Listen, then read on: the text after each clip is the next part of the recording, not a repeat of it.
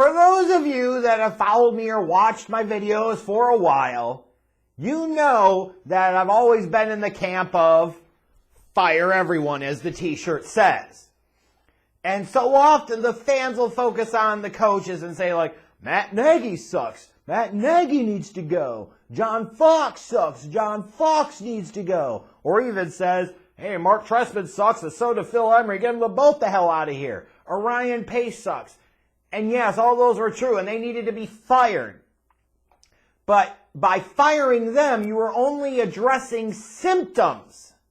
You're not addressing the underlying root causes. And unfortunately for the Chicago Bears, it's really hard to address the number one root cause, which is the Crypt Keeper and their freaking dumbass McCaskey kids. The Goofy Georges, oh, yuck, gosh, and all of the rest of them.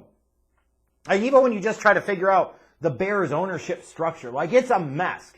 It really is.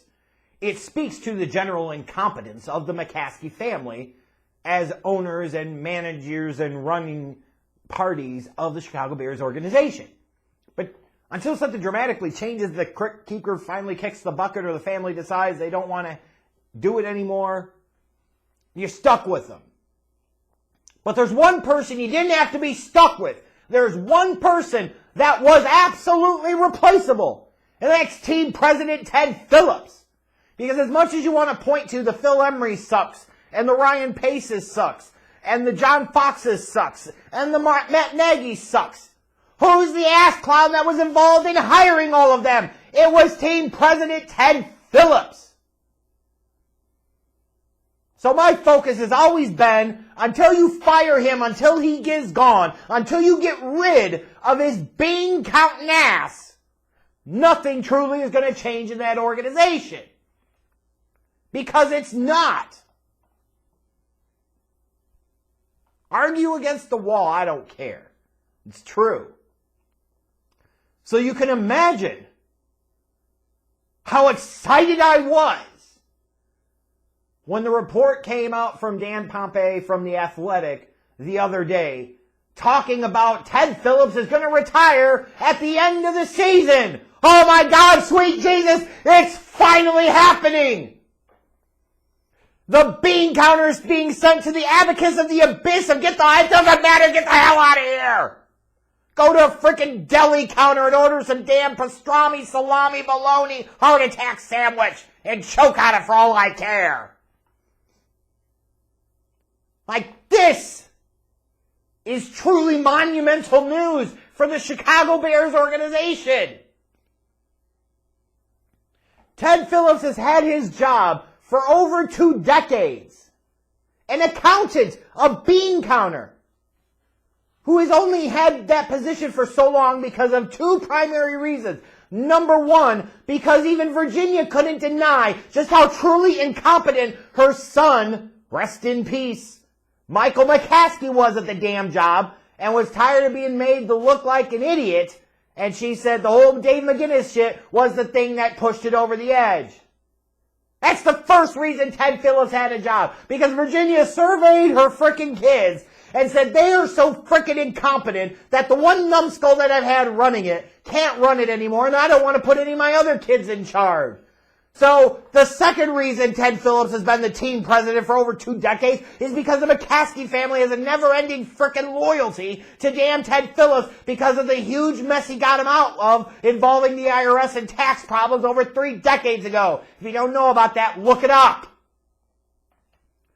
I opined on Twitter earlier today that Ted Phillips is to the Chicago Bears what Kevin Dunn at Bucky Beaver, Bugs Bunny, mother effer was for the WWE, is for the WWE. And that's not a good thing. Some of you get the reference, some of you do not. Ted Phillips is in his position that he's not qualified for, that he's not good at. The results indicate that he absolutely sucks at.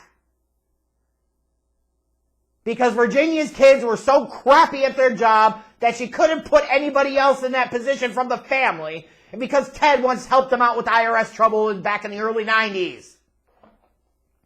Not exactly the reason to make somebody a team president. Personally, I don't see why he was given the ability to retire. He should have been fired. The fact that you're allowing Ted Phillips to put himself out to pasture instead of doing it yourselves is a crock of shit. And you better hope that him being involved in the hiring of Ryan Poles and Matt Eberflus works out. Otherwise, it's the lasting gift of crap that Ted Phillips left the organization. Well, at the moment, I guess you could say the remodeled Soldier Field is the lasting legacy of crap of Ted Phillips. Why in the hell would you want Ted Phillips involved in any of the new stadium negotiations with Arlington Heights? Why? You had him in that position before, and he screwed it up.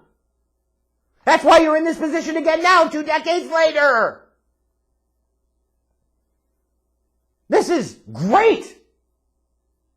This had to happen. And the fact that it's actually happening, I don't even know how to put it.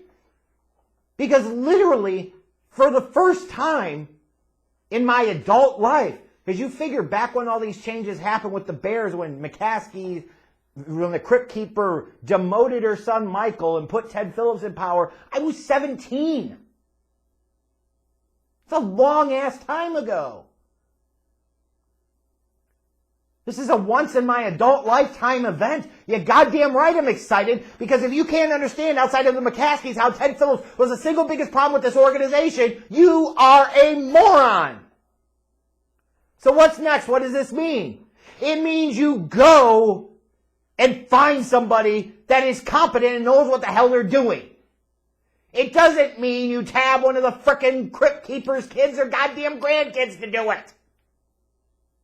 And then you see clowns like frickin' Greg Gabriel, used to work in the Bears front office, talking about all these fans think that it's all about football, being a team president, because he knows so fucking better. Shut up, Greg. You're a fucking idiot too. You're an idiot too. The whole, it's about coordinating an organization and business. Yeah, that's part of it, but that's not all of it. And that's part of the problem with the fucking Bears all these years, you dumbass! Because the bigger focus for the Bears when it came to their team president was taxes and goddamn financial situations and goddamn stadium deals that were total and complete crap!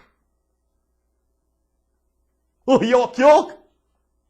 Fuck you talking about, dude.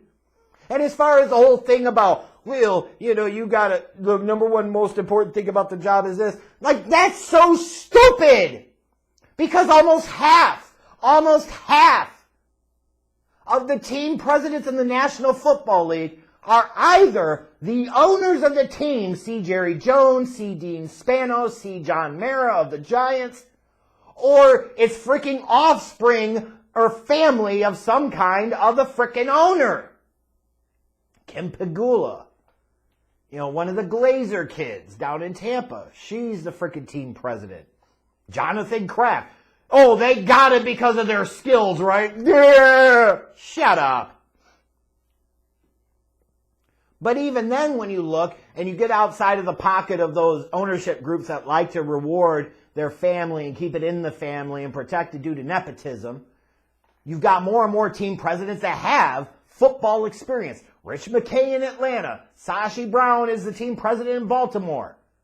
Mark Murphy freaking with the Green Bay Packers. They either have football experience as a player, football experience as an executive, some type of football experience. Not all of them do. No, they certainly don't. Like you've got Paul DePodesta, but he's got experience as a general manager in another sport, so he has some of that organizational experience. So,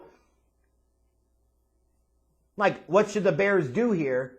They should think football first because they've done it the other way for so goddamn long, either nepotism or accountant, and it's failed miserably. The first call, and the absolute first call, should be to Ozzie Newsome. And that feels like a familiar refrain because it is. You call him and you make him an offer he can't refuse. And if he refuses it, so the hell what? You made the call and you made the offer. You made a statement and say, you know what? We need some competence in this damn Bears organization. Because we're tired of being Bears football! But there'll be a time and place to debate that because unfortunately, bean counting Ted, I've still got a few months here, and I could leave a lasting legacy with that Arlington Heights deal. Like, I can get the stadium done, and it will be, the type of top-notch Ted Phillips operation that you would expect, even though it would totally suck. Nothing's going to ruin the excitement right now because this has been the thing I've been waiting for decades. Getting the bean counter the hell out of there. If you want to ask me what's got me most excited about the Bears season in 2022, is it Justin Fields? Is it the new head coach and general manager? Is it this? Is it that? It's the fact that the countdown clock has officially begun to the end of Ted Phillips' reign of terror as team president of the Chicago Bears. Bear down on that, bitches!